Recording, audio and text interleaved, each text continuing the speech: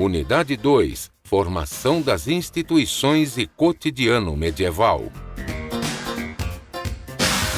Aula 8.2. Conteúdo: Europa medieval, Alta e Baixa Idade Média. Habilidade: compreender o poder da Igreja na Idade Média, o objetivo das Cruzadas e do pré-Renascimento. Muito bem, gente, estamos de volta agora, para a segunda aula desta tarde, e agora nós vamos nos debruçar sobre fatos e acontecimentos que ocorreram durante a chamada Idade Média. Essa idade, nesse período, esse intervalo de tempo, de aproximadamente 10 séculos, ele foi dividido em duas fases, a Alta Idade Média e a Baixa Idade Média. Então a gente vai começar a observar fatos históricos importantes que ocorreram durante este período. Mas antes disso, vamos para o nosso momento de revisão.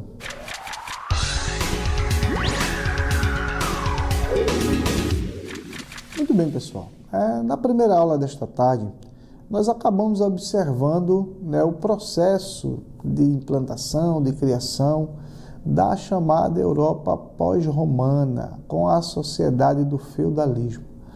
O feudalismo, como eu falei para vocês, ele é um sistema muito mais econômico do que social, mas envolve camadas sociais que eu diria que se estabeleceu durante esse intervalo de tempo, durante esse período que nós chamamos de Idade Média, ou medieval, medievo, vocês podem ouvir outros termos, e a partir daí vocês vão perceber que esse sistema acabou perdurando vários séculos dentro de uma economia agrícola, dentro de uma economia de produção do excedente, onde existia um senhor feudal que detinha muitos poderes, detinha uma relação direta com a igreja. A sociedade feudal era uma sociedade, eu poderia dizer assim, muito ligada à questão religiosa, sobretudo da Igreja Católica, e a gente vai ter, durante esse intervalo de tempo na Europa, o estabelecimento dos bárbaros, a partir das invasões bárbaras do século V, e a influência bárbara também, eu diria que mexeu de forma significativa com as populações europeias da época, porque, inclusive, muitos reinos bárbaros foram fundados a partir do século V em diante. Então, gente, basicamente foi isso que nós vimos durante a primeira aula, e agora na segunda aula nós vamos tentar especificar mais alguns fatos que nós deixamos para esse segundo momento em relação ao período que compreende a Idade Média. Mas antes disso, vamos para o nosso desafio do dia.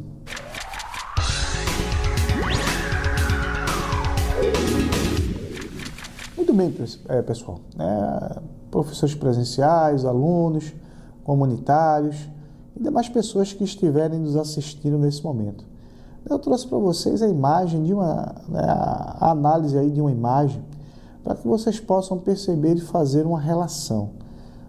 Tem um certo tom de crítica, de criticidade na interpretação dessa imagem. E eu gostaria que vocês analisassem, e tanto a primeira imagem, que eu coloco para vocês do lado esquerdo da tela, quanto a charge, no segundo momento, no segundo plano, nessa charge aí que aparece um homem acorrentado à igreja, com a legenda Influência da Igreja, e comentasse o papel da igreja durante a Idade Média. Então, basicamente, uma charge que acaba em uma imagem que nós colocamos como contraponto para estimular o raciocínio crítico, e vocês, na sequência, durante o momento de interação, irão fazer essa analogia juntamente com os seus colegas de classe, professores, enfim, com quem estiver presente no ambiente de vocês. Eu vou deixar vocês agora com essa atividade e ela vai ser respondida durante o momento de interação, e na sequência vamos para a segunda aula dessa tarde.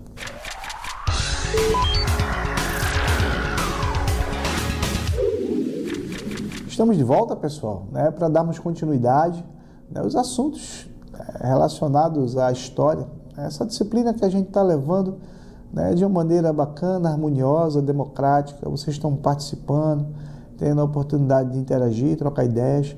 E vamos agora conhecer um pouco mais sobre as origens da Igreja Católica, né? Como foi que a Igreja surgiu, né? Onde foi, né? Em que momento, em que local, em que período.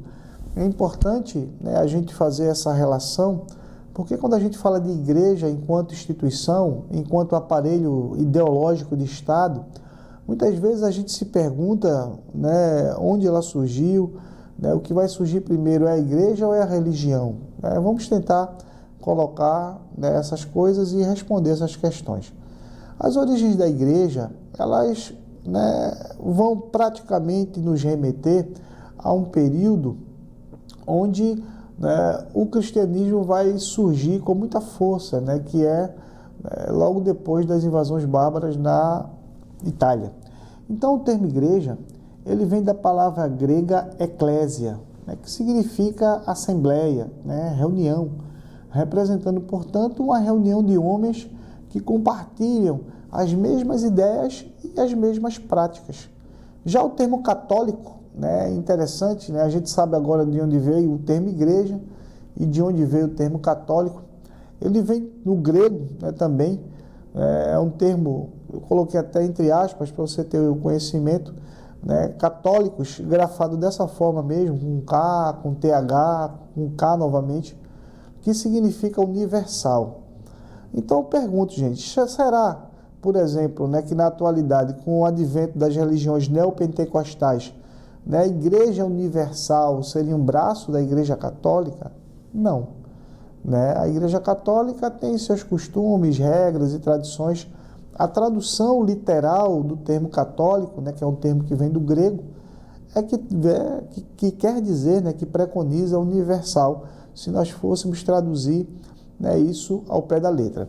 Já a religião cristã, né, o cristianismo, é uma religião que nós conhecemos tão bem, né? Uma religião que faz parte dessa perspectiva que nós temos, né, monoteísta, na crença em um Deus único, né, em Jesus Cristo como Senhor e Salvador. Afinal de contas, apesar de o Brasil ser um Estado laico, né, um país laico, a gente vai ter uma influência muito forte do cristianismo, não só no catolicismo, mas nas demais religiões neopentecostais, né, que a gente, né, está evidenciando nesse período contemporâneo. A religião cristã, ela nasceu durante o período do Império Romano. No ano de 313 depois de Cristo, o imperador Constantino, né, inclusive é por causa de Constantino que nós temos o nome Constantinopla, né, a capital do Império Romano do Oriente, através do Edito de Milão, garantiu o direito à liberdade de culto em 391, durante o reinado de Teodósio. O cristianismo foi transformado em religião oficial do Império Romano, ou seja, nós vamos ter em 313 depois de Cristo um imperador, né, baixando um edito garantindo essa liberdade de culto, e posteriormente em 391, durante o reinado já de outro imperador lá no Oriente, o Teodósio, o cristianismo foi oficializado, né, foi transformado em uma, né, religião oficial do Império Romano do Oriente.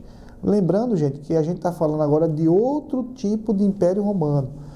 Eu disse a vocês que o Império Romano era tão grande que ele acabou sendo dividido em duas partes. O Império Romano do Ocidente, com a capital em Roma, e o Império Romano do Oriente, com a capital em Constantinopla, inclusive em homenagem ao imperador Constantino. É a partir daí, a partir dessa divisão, que nós vamos ter, basicamente, o governo de vários imperadores no Oriente. O Constantino vai liberar o culto e o Teodósio, né, vai tornar o cristianismo religião oficial do Império Romano do Oriente. Entretanto, pessoal, o poder da igreja, ele só se consolidou com a conversão dos povos germânicos ao catolicismo. Lembram-se que eu falei para vocês que os povos germânicos eram os povos bárbaros, né, de origem bárbara, etnicamente falando? Com isso, a igreja sobreviveria à desagregação do Império Romano do Ocidente, ao mesmo tempo que se transformava na mais poderosa instituição do seu tempo. Hoje em dia, pessoal, se eu perguntasse a vocês qual é a instituição mais poderosa do Brasil, é o quê? É o Senado, né, a Presidência da República, né, o governo federal, a Assembleia Legislativa, né? Alguém poderia dizer que é uma forma de governo, alguém poderia dizer que é um órgão público representativo, o Ministério Público, enfim, nós temos algumas opções. Porém, naquela época, o poder da igreja era tão forte, tão grande, que nós tínhamos ali, né, a igreja centralizando essas ações, né, com poder não só religioso, mas político e econômico muito forte. Eu digo poder político porque muitos membros da igreja foram indicados para determinados cargos, né, dentro dessa hierarquia feudal. E eu digo também o poder econômico porque também vários membros da igreja acumularam riqueza ao longo dos anos a partir de uma prática que ficou bastante conhecida, né, sobretudo depois que o cinema fez o filme, né, de Lutero, que são as indulgências. As indulgências, eu trago para vocês na sequência aí na tela, as indulgências, elas são, né, pagamentos, né, que você teoricamente teria que fazer à igreja para comprar um lugar no céu. Se vocês observarem, gente, isso não é muito diferente hoje em dia, não. A igreja acabou fazendo fortuna através da cobrança dessas indulgências aos fiéis, e os fiéis literalmente compravam, né, essas indulgências. O termo indulgência, né, significa, se você for colocar ali a tradução literal, significa, né, basicamente alguma coisa que você recebe, né, da igreja, do fiel, em troca de uma retribuição geralmente financeira ou de terras. A gente pode fazer essa metáfora, essa analogia. Portanto, pessoal, era comum naquela época as pessoas venderem o espinho da coroa de Cristo, lembrando que nós estamos falando do século V depois de Cristo, ou seja, mais de 500 anos após a morte de Cristo. Vocês acham que existia ainda alguma coroa desse espinho, né? Algum espinho dessa coroa? O trocadilho é até interessante. Os restos da mortalha de Cristo, né, que depois, né, veio à tona, né, colocaram o nome de Santo Sudário. As lascas da cruz de Cristo, né, 500 anos depois, vocês acham que ainda existia madeira dessa cruz?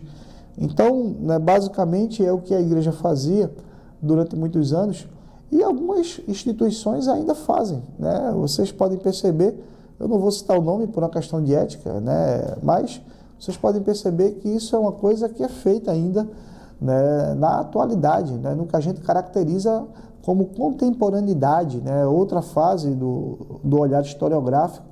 Então, vocês podem perceber que ainda é vendido a rosa ungida, o sal de Israel e etc.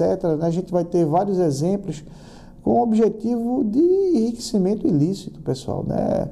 A gente sabe que cada um tem sua fé, né? Isso é muito importante, isso, né, fortalece o ser humano, mas existe também a má fé, né? Quem acaba tentando enganar, se apropriar do que é de outra pessoa pela fé, né? Eu costumo dizer que desde aquela época Jesus é vendido à prestação. As pessoas começaram a ver que isso, na exploração da fé, é uma coisa lucrativa.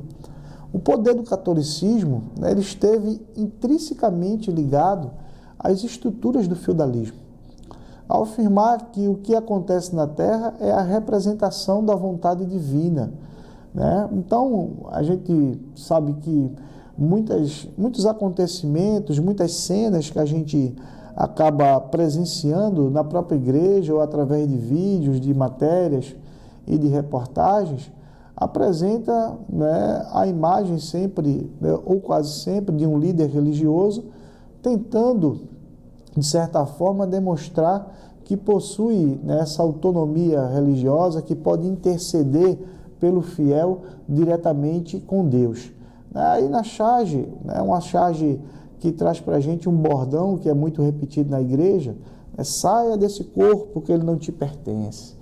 Então isso aí é uma forma, né, de os fiéis, sobretudo alguns pastores, claro que não todos, gente, né, existem instituições que são realmente sérias, outras nem tanto, que acabam usando desse subterfúgio para conseguir benefício financeiro, imóveis, enfim, né, uma coisa que vocês podem perceber nos exemplos que a gente observa durante a história, que não é uma exclusividade da nossa fase contemporânea, né? Isso acontece desde que a igreja foi fundada em meados do início da Idade Média. Por outro lado, pessoal, as cruzadas, né? Quando a gente ouve falar no termo cruzada, a gente começa a pensar e pode vir na cabeça várias possibilidades. Quando a gente fala em cruzada contemporânea, né, nos nossos tempos, todo mundo já ouviu falar em cruzada. Eu vou para uma cruzada evangélica, né? O que seria, na fase contemporânea que nós estamos, uma cruzada evangélica, né? Uma reunião ali de fiéis, de pessoas, de jovens que vão orar, cultuar a Deus. Então, o sentido da cruzada na modernidade é um pouco diferente do sentido na cruzada durante a Idade Média. Por exemplo, né, as cruzadas para a Idade Média foram tropas ocidentais enviadas à Palestina, ou seja, a terra prometida, né, por Deus, lá na Bíblia, né, em Gênesis capítulo 12, né, para ser mais específico, quando Deus faz uma promessa a Abraão, né, e diz: Abraão, sai da tua terra, da tua parentela, da casa do teu pai, para a terra que eu te mostrarei. Farei de ti uma grande nação, abençoarei os que te abençoarem, amaldiçoarei os que te amaldiçoarem, e de ti serão benditas todas as nações da terra.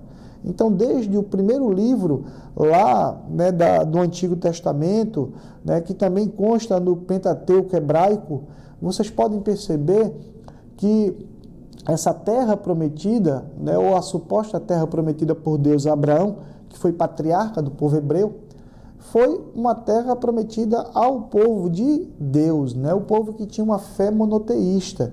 E isso, gente, acabou repercutindo, né, praticamente numa guerra santa, né, durante a Idade Média, porque os cruzados, eles eram católicos, né, os cavaleiros cruzados, né, inclusive a gente vai ter a partir daí a origem, né, dos chamados cavaleiros templários, né, que combateram nas cruzadas, e a missão deles era recuperar a Terra Santa das mãos dos infiéis, né. A gente vai ter também algumas denominações para o que eles caracterizam, né, entre aspas, como infiéis, os mouros, né? Então, a gente vai ter as cruzadas com esse objetivo de recuperação, de acesso, né, e da liberdade dos cristãos a Jerusalém, né, ou a Canaã, né, ou a Palestina. A gente tem, né, vários nomes para esse território.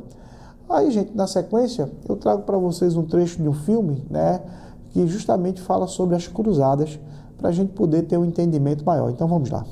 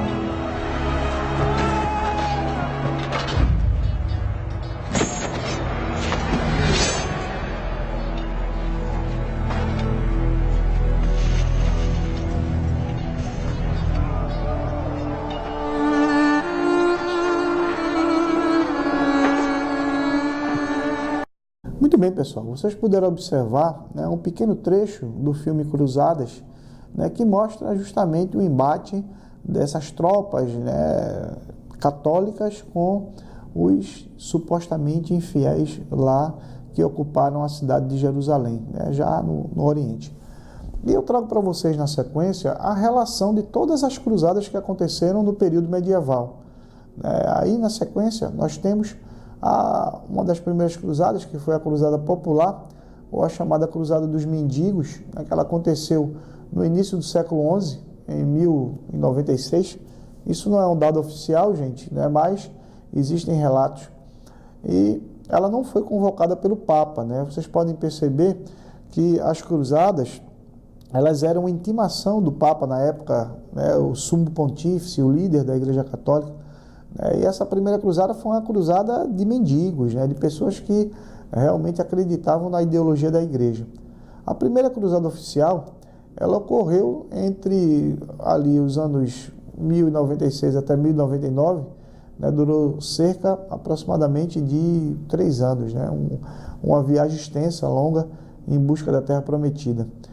Tivemos a cruzada do ano já seguinte, né, mais adiante, né, mais uns 2 anos na frente, o ano 1101, ainda já no século XII, por ali. E a gente vai ter uma segunda cruzada, né, ainda durante esse período, né, já no século XII em diante. Tivemos uma terceira cruzada, né, no finalzinho do século XII, uma quarta cruzada já no início do século XIII, tá? Uma quinta cruzada, chamada de Cruzada Albigense, né, já por volta, né, ainda do início do século XIII, mas essa cruzada ela foi bem mais longa, durou de 1209 até 1244. Né? Vocês podem ver que, além das distâncias, aconteceram, né, resistências pelo tempo e pelo período que cada uma durou. Tivemos também, gente, uma curiosidade, no ano de 1212, uma cruzada infantil, tá? Uma cruzada das crianças. Tá? E na sequência, outras cruzadas, eu vou enumerando as datas, né? Não se preocupem em decorar essas datas, né? Tivemos ao todo, né, mais de 9 cruzadas, inclusive uma cruzada denominada de Cruzada do Norte, mas que não é aqui, gente, na nossa região, tá? É no norte de Jerusalém. Então, quais foram as consequências dessas cruzadas, né? Vamos agora tentar entender por que isso ocorreu. Elas proporcionaram também o renascimento do comércio na Europa. Muitos cavaleiros na época, que retornaram do Oriente, saqueavam determinadas cidades e montavam pequenas feiras nas rotas comerciais, e houve, portanto, a partir daí, um importante reaquecimento da economia do Ocidente. Ou seja, né, muitos desses cavaleiros que acabavam voltando das cruzadas traziam mercadorias e vendiam, né, no Ocidente. E isso acabou, né, de certa forma, dinamizando até as relações econômicas. Uma curiosidade que eu trago para vocês. O termo cruzada, né, a gente vai tentar explicar melhor ele, nos debruçar sobre ele. Né, a expressão, o termo cruzada, na época não era conhecida, né, uma curiosidade grande. Nem mesmo ela foi usada durante esse período que houve esses conflitos. Na Europa eram usados outros termos muito diferentes. Né, como exemplo, a gente tem a Guerra Santa, peregrinação para fazerem referência a movimentos de tentarem tomar a Terra Santa dos muçulmanos. É isso que significava o termo Guerra Santa. Eles não utilizavam o termo cruzada, né? O termo cruzada é um termo mais contemporâneo, mais recente, utilizado para poder caracterizar esse período, né? Esse intervalo de tempo e esses fatos. Depois, gente, a gente vai ter, ainda durante a Idade Média, uma característica interessante, que é, né, o chamado pré-renascimento. Dentro desse pré-renascimento, nós vamos ter algumas divisões para a gente poder entendê-lo. Entre essas divisões, vamos tentar analisar agora o Trecento. O Trecento, né, que ocorreu por volta do século XIV, ele representa uma preparação para o Renascimento e é um fenômeno, né, basicamente italiano, mais especificamente da cidade de Florença. Né? Florença é o berço, né, a cidade berço do Renascimento, na Europa, na Itália. E ele também foi um polo político, né? Ali a Florença foi um polo político, artístico, econômico, cultural, religioso. Né? Havia muitos centros também que tinham participado desse processo. Né? Além da cidade de Florença, nós tivemos Pisa, Siena, tornando-se assim a vanguarda da Europa em termos de economia, cultura, organização social, conduzindo a formação do modelo medieval para o mundo moderno. A gente vai ter, né, um aquecimento não só dessa economia, com o advento dessas mercadorias trazidas pelos cruzados, mas também a gente vai ter muitas rotas que vão alimentar de produtos, né, de especiarias do Oriente, essas cidades, sobretudo não só Florença, mas também cidades portuárias, como Veneza, Gênova, Nápoles. Né? A gente vai ter cidades que vão receber nos seus portos mercadorias que vão contribuir para esse processo de dinamização econômica. Tivemos uma rota da seda, uma rota da champanhe, né? Então, durante a Idade Média, a gente vai observar, né, já no seu finalzinho, né, durante a Baixa Idade Média, esse aquecimento das relações comerciais pelo fato, né, que eu acabei explicitando agora. Ainda, gente, sobre essa questão, nós temos algumas representações artísticas em relação ao Trecento. Na sequência, vocês podem perceber aí que alguns pintores, também escultores, acabaram colocando em tela, né, as suas representações. As principais características desse período, né, eu também vou alavancar aí para vocês, giram em torno do rompimento com os modelos estéticos, artísticos e culturais, né, do período medieval. Apesar do Trecento ainda estar dentro da Idade Média, tá? A gente vai ter, né, um período já na Baixa Idade Média. Existia uma influência do gótico italiano. O gótico é um estilo, gente, medieval, inclusive um estilo arquitetônico, né, de construção de igrejas, na sua maioria. Também prevalecia de temas religiosos e cristãos, porque a igreja, né, dominava essas ações, e ainda influenciados pela própria religião católica. Nós temos, então, a Igreja Católica, dentro da sua proposta de teocentrismo, fazendo esse tipo de influência. E havia também o uso constante nas pinturas de fundo decorativo, principalmente nos afrescos das igrejas e das capelas. Geralmente a cor era azul e a cor das folhas de ouro, né, para representar o caráter de Deus. Mas sabemos que Deus, gente, necessariamente não precisa disso, de luxo, de riqueza, né? Inclusive ele mesmo, né, falou: vinde como estáis.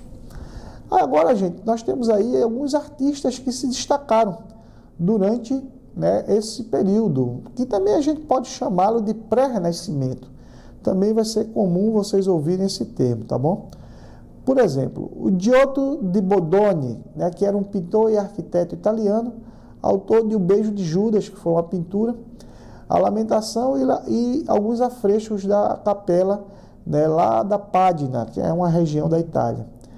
Temos também o Simone Martini, que foi um pintor italiano, autor de Alegoria de Virgílio e Cristo Descoberto no Tempo. Essas duas frases que eu citei são pinturas, tá, gente? Alegoria de Virgílio e Cristo Descoberto no Tempo. Também tivemos o Taddeo Gaddi, foi outro pintor e arquiteto italiano e autor de A Anunciação dos Pastores e a Adoração do Menino, que também são duas obras distintas, tá bom?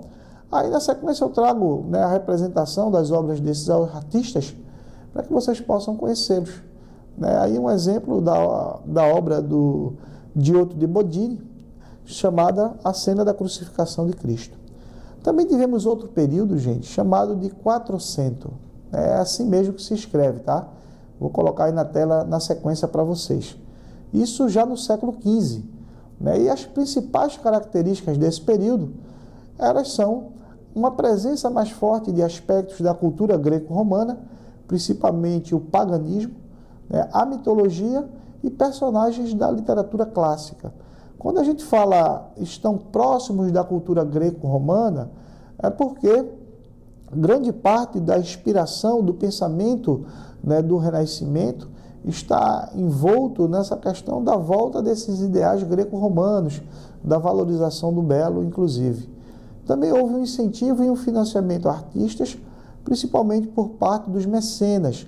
Os mecenas eram grandes banqueiros, gente, que financiavam esses artistas na época, né? Sobretudo os da família Médici, por exemplo, né? E os da família Borgia, né? Eram mecenas da cidade de Florença, lá na Itália, e do seu entorno. Também havia um destaque nas artes plásticas para a utilização de técnicas de pintura a óleo. O rompimento com os principais aspectos das artes, né, sobretudo das artes plásticas, da literatura, que ocorreram durante a Idade Média, né, eu trago aí para vocês na sequência, né, quem quiser anotar, e o auge da arquitetura, da literatura e das artes plásticas, né, do próprio período renascentista. Eles tinham uma busca pela perfeição, né, pela estética, a partir de uma ótica do chamado realismo, tanto nas esculturas quanto nas pinturas, e o uso de elementos culturais e estéticos da cultura greco-romana, além da mistura do moderno com o clássico. Os principais artistas e escritores e suas obras desse período são o Sandro Botticelli, que teve foi um importante pintor daquela época. Eu trago aí para vocês na sequência, para que vocês possam perceber na próxima cartela. A gente vai ter o Botticelli sendo um importante pintor renascentista italiano, e suas pinturas mais conhecidas são o Nascimento de Vênus, a Primavera e a Tentação de Cristo. Inclusive, o Nascimento de Vênus é uma obra muito conhecida do Renascimento italiano.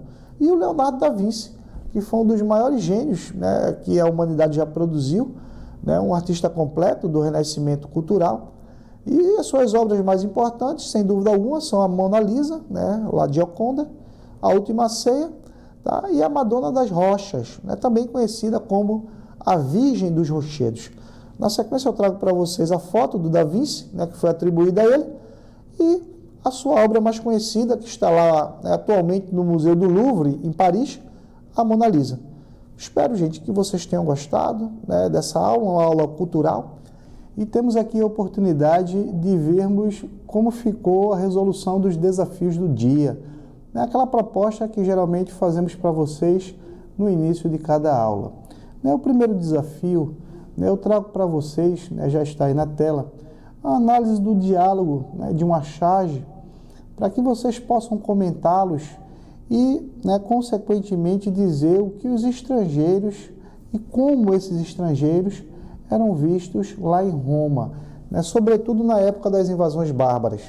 É uma tirinha, uma charge que mostra o diálogo de um bárbaro com seu filho, e eu vou reproduzir parcialmente esse diálogo para a gente chegar a um denominador comum. Filho, só existem apenas dois tipos de pessoa no mundo: bárbaros e os não bárbaros. De acordo com quem, pai? Com os não bárbaros. Ou seja, gente, esse diálogo acaba reproduzindo de forma implícita o que parte da sociedade romana daquela época achavam dos povos bárbaros. Quem eram bárbaros para eles? Todos aqueles que habitavam além das fronteiras do Império Romano e não falavam o latim, que era o idioma oficial. Ou seja, pessoas estrangeiras, além dessas fronteiras, pessoas que não faziam parte dos limites do Império Romano. Então, todas essas pessoas eram classificados de bárbaros. Já no segundo desafio, eu trouxe para vocês uma análise comparativa entre uma imagem e uma charge, para que vocês possam realmente analisar essas duas representações e, consequentemente, fazer uma leitura a respeito do papel dessas duas representações. Analisem a imagem e a charge e comentem o papel da igreja durante a Idade Média. Ora, pessoal, nós sabemos e evidenciamos durante as duas aulas que a igreja tinha uma influência significativa durante o período que compreendeu a Idade Média. Na primeira imagem, que eu coloco novamente aí para vocês na sequência, nós estamos evidenciando a imagem de um sumo pontífice, a imagem do Papa, rodeado aí por fiéis, por bispos, arcebispos, padres e por 2 cardeais, simbolizando o poder centralizador da igreja e refletindo o que nós caracterizamos como teocentrismo naquele período. Em contrapartida, a charge nos apresenta a influência da igreja, porém, como se a igreja colocasse o fiel sobre uma amarra, colocasse o fiel preso junto, especificamente à religião. Não só na parte física em relação ao monumento, mas também na parte ideológica, tendo em vista que esse poder central da Igreja Católica durou aproximadamente quase 10 séculos nesse período cronológico que compreendemos como Idade Média. Portanto, pessoal, essa foi a resposta dos 2 desafios que deixamos para vocês. Espero que vocês tenham gostado e amanhã daremos continuidade com mais uma aula de História para a EJA do Ensino Médio. Até lá!